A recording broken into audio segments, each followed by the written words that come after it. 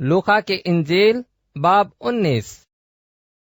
वो यरीहो में दाखिल होकर जा रहा था, और देखो, जक्काई नाम एक आदमी था जो महसूल लेने वालों का सरदार और दौलतमंद था।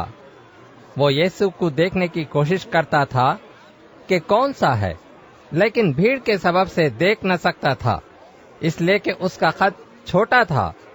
बस उसे देखने के लिए आगे दौड़कर एक गुलर के पेड़ पर चढ़ गया, क्योंकि वो उसी राह से जाने को था। जब यीशु उस जगह पहुंचा तो ऊपर निगाह करके उससे कहा, ऐ जक्काई, नीचे उतर आ, क्योंकि आज मुझे तेरे घर में रहना जरूर है। वो जल्द उतरकर उसको खुशी से अपने घर ले गया। जब लोगों ने ये देखा तो सब बुड़बुड़ाकर कहने लगे, वो तो एक गुनहगार के घर जा उतरा। और जक्काई ने खड़े होकर खुदावन से कहा, आए खुदावन, देख, मैं अपना आधा माल गरीबों को देता हूँ, और अगर किसी का कुछ नाहक ले लिया है तो उसको चौगुना अदा करता हूँ। यीशु ने उससे कहा, आज इस घर में नजात आई है, इसलिए कि ये भी अब्राहम का बेटा है, क्योंकि इब्ने आदम खोई हुओं को ढूंढने और नजात देने आया है। जब वो इन बातों को सुन रहे थे तो उसने एक तमसील भी कही, इसलिए कि यरूशलेम के नजदीक था, और वो गुमान करते थे कि खुदा की बादशाही अभी जाहिर हुआ चाहती है। बस उसने कहा, एक अमीर शख्स दूर दराज मुल्क को चला ताकि बादशाही हासिल करके फिर आए। उसने अपने नौकरों में से 10 को बुलाकर उन्हें 10 अशर्फियां दी और उनसे कहा कि मेरे वापस आने तक लेन देन करना।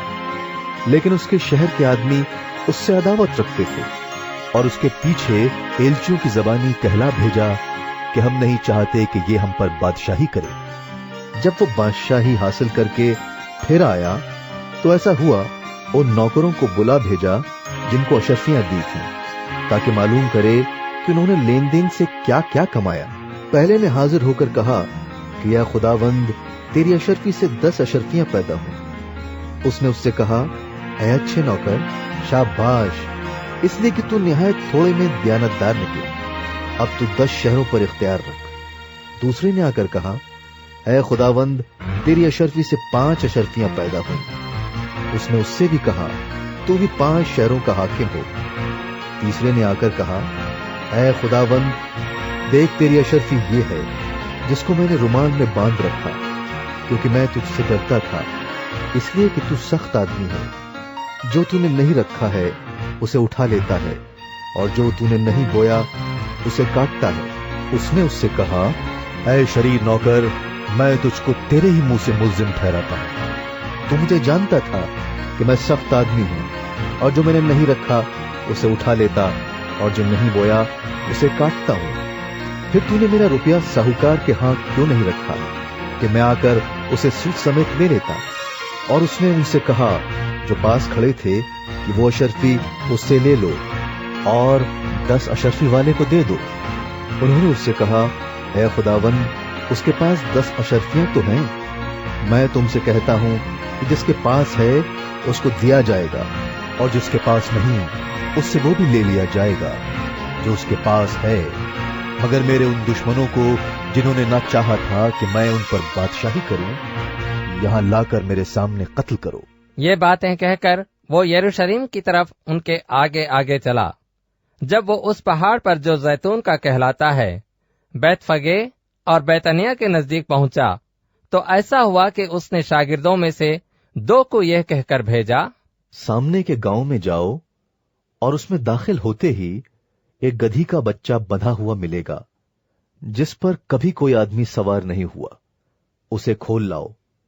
अगर कोई तुमसे पूछे कि इसे क्यों खोलते हो, तो कह देना कि खुदावंद को इसकी जरूरत है। बस जो भेजे गए थे उन्होंने जाकर जैसा उसने उनसे कहा था वैसा ही पाया। जब गधी के बच्चे को खोल रहे थे तो उसके मालिकों ने उनसे कहा, इस बच्चे को क्यों खोलते हो? उन्होंने कहा, खुदावंद को इसकी जरूरत है।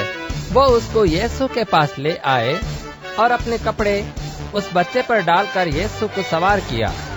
जब जा रहा था तो वो अपने कपड़े राह में बिछाते जाते थे, और जब वो शहर के नजदीक زیتون کے پہاڑ کے اتار پر پہنچا تو شاگردوں کی ساری جماعت ان سب معجزوں کے سبب سے جو انہوں نے دیکھے تھے خوش ہو کر بلند آواز سے خدا کی حمد کرنے لگی۔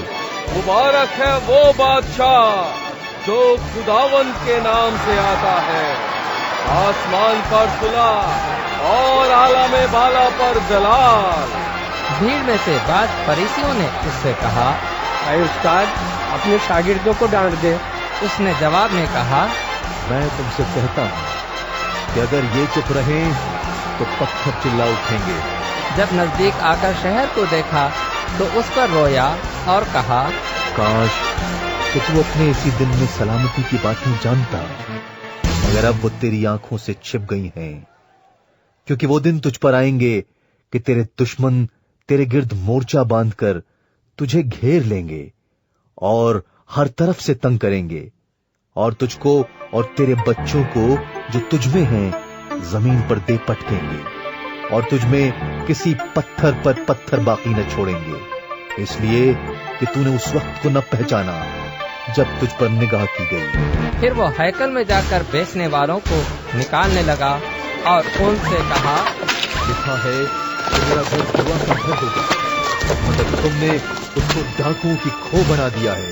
اور وہ ہر روز ہیکل میں تعلیم دیتا تھا، مگر سردار کاہن اور فقیہ اور قوم کے رئیس اس کے ہلاک کرنے کی کوشش میں تھے، لیکن کوئی تدبیر نہ نکال سکے کہ یہ کس طرح کریں، کیونکہ سب لوگ بڑے شوق سے اس کی سنتے تھے۔